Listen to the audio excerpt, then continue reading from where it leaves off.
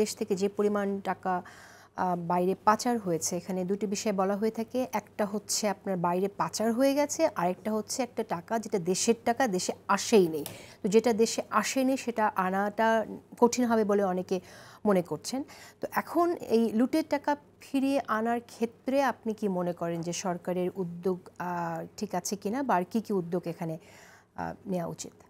আমার তো বোধহয় মাসুদ সাহেবের কথার একটু জবাব দিতে হয়, যেটা বললেন পরে শুনবেন, যে ওনার ইঙ্গিতবহ কথা যেটা হইল যারা রাজনৈতিক সরকার পছন্দ করে না তারাও নিয়ে বিনিয়ে অনেকভাবে রাজনীতিকদের বিরুদ্ধে বলে। মাসুদ সাহেবকে আমি অনুরোধ করব, উনি তো চমৎকার বলেন। আমার 3টা বই আছে, এর মধ্যে এই 3টা বই মেইনলি 3 শ্রেণীর জন্য। একটা হইলো আমার আমলাদের জন্য, আর একটা হলো রাজনীতিবিদ যারা লেখাপড়া করতে চায় রাজনীতি বোঝার জন্য তাদের জন্য, আর একটা যারা গবেষণা করবে। একটা আত্মজীবনী ডুমুরিয়া থেকে সচিবালয়, একটা সরকারি চাকরিতে অনুভূতি সমগ্র, আরেকটা 2008 থেকে 2023 পিরিয়ডের লেখা চেতনায় বুদবুদ। পারলে সময় হলে দেখেন। এই বইগুলোর মধ্যে কি প্রশংসা আছে রাজনৈতিক দলগুলোর? অবশ্যই, এবং সেখানে মন্তব্য করা আছে যে রাজনৈতিক সরকার ছাড়া আমাদের কোনো বিকল্প নাই। কেমন যেই করুক, লেফট রাইট করে আসুক, যেভাবে আসুক, আলটিমেটলি সেখানে যেতে হয়। কারণ কি, জিয়াউর রহমান সাহেব লেফট রাইট করে ক্ষমতা থেকে দল করছেন, আলটিমেটলি রাজনীতিতে ওনাকে যেতে হয়েছে। এরশাদ সাহেব মার্শাল ল করে সাত্তারকে হটিয়ে আসছেন, আলটিমেটলি তিনি আবার রাজনীতিতে যেতে হয়েছে। তারপরে যাইয়া আপনার মইনিউরা আসলো 111 হই হাল্লা করলো, করে তারা আবার রাজনীতির কাছে সারেন্ডার করে চলে গেল। এখন যারা আছে তারাও রাজনীতির কাছেই যাবে, সেটা এই যে বললেন না প্রথমে বলছেন এখানে আছে। কিন্তু পরের প্রশ্নটা ওনাদের বলি, তারা অরাজনৈতিক সরকার আসে কেন, কার ব্যর্থতায় আসে? শেখ হাসিনার পিরিয়ডটা রাজনৈতিক সরকার ছিল না, তার গৃহপালিত দল জাতীয় পার্টি রাজনৈতিক ছিল না, তাহলে অরাজনৈতিক সরকার কেন আসছে? আর এইবার অরাজনৈতিক যেটা অস্বাভাবিক সরকার হইল, এটা তো আমি 11 মাস আগে লিখেছি, এটা ডকুমেন্টারি লিখে আছে। 5ই সেপ্টেম্বর 2023 আমি ইউনূস সাহেবের উপরে যে কয়টা লেখা লিখলাম, শেষ লেখাটাতে আমি লিখে দিলাম যে এবার বাইরে শোনা যাচ্ছে যে অস্বাভাবিক কোনো সরকার হলে তিনি আর সুযোগ হাতছাড়া করবেন না। তো 5ই সেপ্টেম্বর 2023 আমার লেখা ছাপলো যুগান্তরে। তার ঠিক 11 মাস পরেই তো 5ই অগাস্টে পট পরিবর্তন হইল, উনি 8ই অগস্ট আসলেন। তো অরাজনৈতিক সরকারটা আসার সময় আমি পছন্দ করতাম যদি এই অরাজনৈতিক সরকার না এসে বরং সর্বদলীয় রাজনৈতিক সরকার যদি হইতো ইন্টারিম, তাহলে এটা ভালো হতো।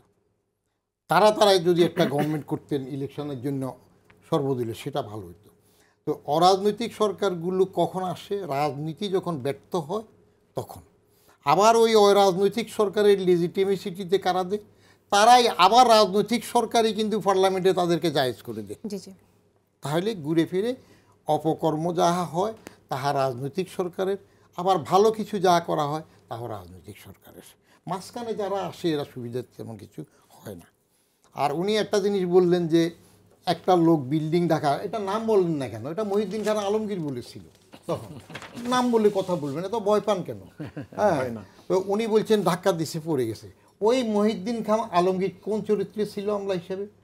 উলসি যদুনাথপুরে জিয়াউর রহমান সাহেবের পাশে গাড়ি চালিয়েছে তার, তাহলে ওই ভক্ত সেটা করলো, তারপরে আবার সুযোগে এদিকে চলে আসলো। তো এটা এদেরকে পোষে কারা?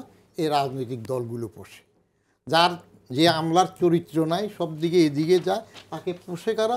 রাজনৈতিক সরকার পোষে। এই স্টিম আমরা কে পুষলো? শেখ হাসিনা পুষলো। MK আনোয়ারকে কে পুষলো? বিএনপি পুষলো। তো আমলাদেরকে রাজনৈতিক সরকাররা পোষে, তারা সুযোগ পেলে একটু কিছু বলবে। এবার আপনি যেটা প্রশ্ন করলেন যে পাচার টাকা ফেরত আসবে কিনা, বাংলাদেশ ব্যাংকের রিজার্ভ যখন চুরি হইল তখন আমি একটি ছোট প্রশ্ন করতে চাই। আপনি বললেন যে আমলাদেরকে রাজনৈতিক দলগুলো পোষে, দু একজন ব্যতিক্রম আছে, কিন্তু বেশিরভাগ ক্ষেত্রে এরকমটা দেখা যায়, কিন্তু হ্যাঁ রেয়ার। মোটা দাগে একটু বলবেন আমাকে যে এত সহজেই আমলাদেরকে পোষা যায় কেন? আমলাদেরকে পোষা যায় কেন?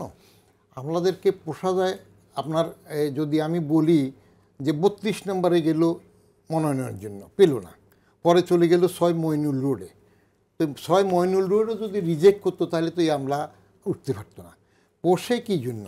আর আমলারা কেন যায়? ক্ষমতা কে না চায়?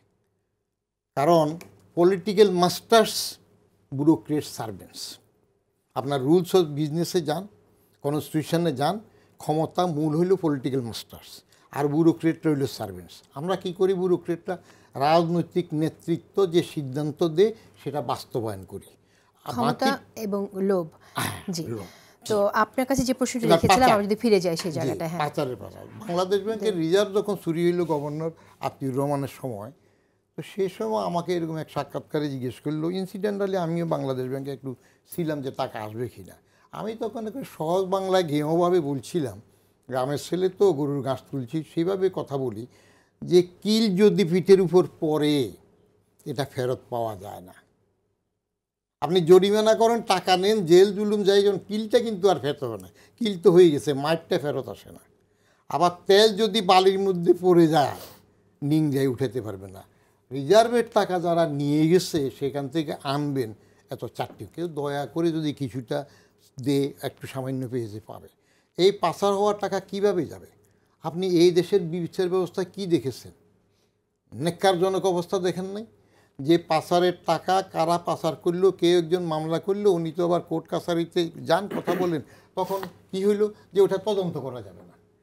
তো ওই যদি বিচার ব্যবস্থা হয় যে টাকা গেলে তদন্তও করা যাবে না, সেই সময় আপনি আনবেন কীভাবে? টাকা তো গেল। এখন যদি আপনি দেশে যারা পাচার করেছে তাদের যে সম্পদ আছে, আইনিভাবে তাড়াতাড়ি করে যদি এগুলো বাজেয়াপ্ত করে রাষ্ট্রের অনুকূলে নিয়ে কিছু উচ্ছুল করতে পারেন, সেটা হবে। নাহলে বাইরের থেকে যে দেশে গেছে ওই দেশের ডিপ্লোমেসিতে যদি তাদেরকে কনভিন্স করে না আনাতে পারে, তাহলে ফেরত পাওয়া যাবে না। অ্যাডভোকেট মাসুদ আহমেদ তালুকদার, আপনি কি মনে করেন সরকার তো অনেকের সহযোগিতায় চাইছে এই ক্ষেত্রে আমরা দেখছি এবং উদ্যোগও নিয়েছে, যথেষ্ট কিনা এবং কতটুকু আশাবাদী? দেখুন, এই সরকারকে জনগণ তথা রাজনৈতিক দল নির্বিশেষে সহযোগিতা করবে, এটাই স্বাভাবিক। তারা ঐক্যবদ্ধ এবং তারা ওয়াদাবদ্ধ। কারণ এই সরকার জনগণের সমর্থনের, আমি যে কথাটা বারবার বলি যে জনগণের প্রতিনিধি রাজনীতিবিদ, তাদের কনসেনসাসের বেসিসে এই সরকার এই সরকারকে অসহযোগিতা করে সরকারের যদি কোনো রকম ব্যর্থতার পর্যবসিত হয়, তাহলে মনে রাখবেন সেই ব্যর্থতা এই সরকারের হবে না, সেটা হবে দেশের মানুষের, আর মোটা দাগে এদেশের রাজনীতিবিদদের। সেই কারণে রাজনীতিবিদদের তথা দেশের মানুষকে চেষ্টা করতে হবে এই সরকার কোনোভাবে ব্যর্থতায় পর্যবসিত না হয়। দেখেন, একটা কথা আমাদের এটা মাথায় রাখতে হবে যে একটা দেশের আমলা, একটা দেশের চালিকা শক্তি হলো আমলা। এই আমলারা যদি ওই আমাদের মিরপুরের এসে খালেকের মতো হয়, যখন যে দল আসবে তার মনোরঞ্জন করাই সেই দলেরই এসে খালেক, আমাদের দেশের আমলাদেরকেও যদি এরকম, জনাব বদিউর রহমানের কথা শুনে আমার ওইটাই মনে হলো যে আমলাদের মধ্যে আসলে সৎ আমলার সংখ্যা বোধহয় খুবই কম, যেটা ওনার কথায় আমি যদি ভুল না বুঝে থাকি। তো দুই একজন সৎ আমলা দিয়ে এত বড় আমলা, দেশের জাতির বা সৎ রাজনৈতিক সরকারের এত বড় কর্মযোগ্য সমাধান করা যে কত বড় কঠিন। আমলারা ওই যে পানির মতো তরল পদার্থের মতো গড়ায়, এদের উপরে রাজনৈতিক সরকার যখনই নির্ভর করেছে, দেখা গেছে তাদেরকে পথে বসিয়ে দেওয়া ছাড়া আর তারা কিছুই পায় নাই। করেন কেন? কিন্তু মজার এটা করা এই কারণে যে দেশের আমলা এটা তো জনগণের প্রতিষ্ঠান। এটা করতে রাজনৈতিক সরকারকে এই কারণে হয়, আমলাতন্ত্রকে সেই কারণেই প্রতিষ্ঠা করা হয় যে রাজনৈতিক সরকারের কর্মসূচি আমলাদের উপরেই, আমলাদের মাধ্যমেই। কিন্তু আমলারা যখন এটা বাস্তবায়ন করার দায়িত্ব নেন, তখন মাথা থেকে রাজনৈতিক সরকারের অথরিটিকে মুছে ফেলেন আর তারা নিজেরা। এবং আপনি দেখবেন আমাদের দেশের আমলাদের বিরুদ্ধে সবচেয়ে বড় অভিযোগ হলো মানুষের যে আমলারা জনগণের, যেমন বদিউর রহমান বললেন যে আমরা তো জনগণের চাকর। আসলে না, ওনারা মুখে বলে জনগণের চাকর, কিন্তু ওনাদের আচার আচরণে ওনারা জনগণের, সাধারণ মানুষের, যাদের ট্যাক্সের পয়সা ওনারা বেতন পায়, তাদের প্রভু হয়ে তাদের ঘাড়ে উঠে বসে থাকে। এবং একটা সময় তাদের অসহযোগিতার কারণে রাজনৈতিক সরকার অসহায় হয়ে যায়। দেখুন, রাজনৈতিক সরকারকে আপনারা যেভাবেই বলেন না কেন, রাজনৈতিককে আপনারা উপেক্ষা করে একটা দেশকে যদি আপনারা স্থবির করতে চান সকল বুদ্ধি জ্ঞান দিয়ে, তাহলে আমার মনে হচ্ছে রাজনীতির বিরুদ্ধে আপনাদেরকে কথা বলতে হবে, আমাদেরকে সকলে কথা বলতে হবে। আর দেশের চালিকা শক্তি সত্যিকার অর্থে যদি আমরা স্থবির করতে না চাই, দেশকে যদি সামনে নিতে চাই, তাহলে মনে রাখতে হবে যে কোনো একটা শ্রেণীকে দোষ দিয়ে বা রাজনৈতিক ব্যর্থ, আপনি দেখেন উনি 3টা বইয়ের কথা রেফার করেছে, আমার খুব মজা লাগছে ওনার বই 3টা শুনে, এবং আমার যদি সুযোগ হয় আমি বই 3টা পড়ার চেষ্টা করব। কিন্তু আমার ওনার 3টা মানে আমি একটা ছোট গল্প বলে এরকম শেষ করে দেই, আমাদের হাতে সময় যে আছে আধা মিনিটে শেষ করব। গল্পটা আমার এইরকম যে একজন স্টুডেন্ট ক্লাসে গেছে, তার গলায় 3টা মেডেল। তো টিচার জিজ্ঞেস করছে যে তোমার এই মেডেলটা কি? তো বলছে এইটা আমি ভালো ছাত্র এই জন্য, কিন্তু ওই বছর সে ক্লাসে ফেল করে উঠছিল। তো বলছে দ্বিতীয়টা? অনেক চিন্তা ভাবনা করে দেখা গেল এই মেডেলটা যে কি এটা সে মনেই করতে পারলো না। আসলে ওই মেডেলটা ছিল স্মরণশক্তির। এই জাতির রাজনীতির, এই দেশের মানুষের দুর্ভাগ্য হলো এটাই যে রাজনীতি সম্পর্কে এই দেশের সবক দিতে হয় অরাজনৈতিক ব্যক্তির বই পড়ে। আসলে আমাদের অর্থনৈতিক অবস্থা উন্নয়নের জন্য যে পরিমাণ অর্থ লুট হয়ে গেছে, সেই লুটের টাকা ফেরত পাওয়া আমাদের জন্য খুবই গুরুত্বপূর্ণ। আপনি কি কতটুকু আশাবাদী যে আমরা এই অর্থ আমাদের সরকার ফিরিয়ে আনতে পারবে কিনা? ধন্যবাদ। আসলে আমি তো আশাবাদী, সবসময় মানুষ হিসেবে আমি সবসময় আশাবাদী, কিন্তু আমার এই আশাটা কতক্ষণ রিয়েলিস্টিক এটা আমি বলতে পারি। এটা বোধহয় ফারফেস্ট একটা আশা আমার, যেটা ফেরত আসবে। তবে একটা জিনিস আমাকে আশা দেয়, prevention is better then cure. আপনি এটা এখন মনোযোগ বেশি দেওয়া দরকার আসলে, যেটা কীভাবে প্রিভেন্ট করা যায়, যেভাবে অর্থ পাচার করা হয়েছে এই রাস্তাগুলো কীভাবে বন্ধ করা যায়, এই দিকে মনোনিবেশ করা উচিত। আমাদের একটা ন্যাশনাল ক্রাইসিস হচ্ছে our politicians are overly promised and undelivered. আমাদের অ্যাকাউন্টেবিলিটির ঘাটতি আছে। আমি আপনাকে একটা এক্সাম্পল দিই অ্যাকাউন্টেবিলিটি কাকে বলে পলিটিশিয়ানদেরকে। আমি যখন ব্রিটেনে ছিলাম, এই কোভিড পিরিয়ডের একটা অংশ আমি ইউকেতে ছিলাম, তখন ওখানকার হেলথ সেক্রেটারি যিনি ম্যাট হ্যানকক, অক্সফোর্ড গ্রাজুয়েট, তো ওনার এইজ হবে আর্লি বা মিড 40s উনি। তো ওনার কোভিড ধরা পড়েছে। তো তাকে যখন উনি কোভিড সেরে ওঠার পরে শেষ করে দিতে হবে জি, আমাদের। তাকে জিজ্ঞাসা করলো যে আপনি কোথায় টেস্ট কিট পেলেন, আপনার এই বয়সে তো পাওয়ার কথা না, কারণ ওই এজ গ্রুপে উনি পড়েন নাই। জার্নালিস্টরা হেলথ মিনিস্টারকে জিজ্ঞাসা করছে যে আপনি যে এজ গ্রুপের, ওই এজ গ্রুপে তো টেস্ট গ্রুপ এই পাওয়ার কথা না, আপনি কীভাবে পেলেন?